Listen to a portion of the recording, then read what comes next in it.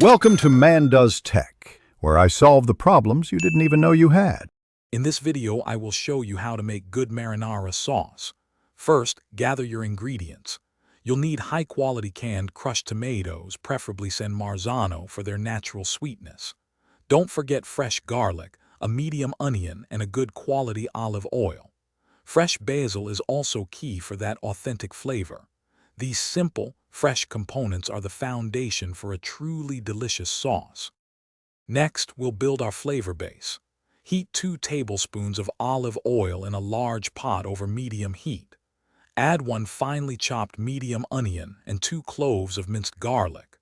Sauté these aromatics gently until the onion becomes translucent and the garlic is fragrant, which usually takes about 5 to 7 minutes.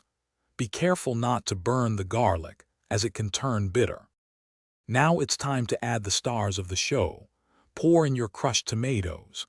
Add a small pinch of sugar to balance the acidity and a sprig of fresh basil for aroma. Bring the sauce to a gentle simmer, then reduce the heat to medium-low. Let it cook, uncovered, for at least 30 minutes or up to 1 hour, allowing the flavors to meld and deepen beautifully. Finally, let's perfect our marinara. Before serving, remember to remove the basil sprig.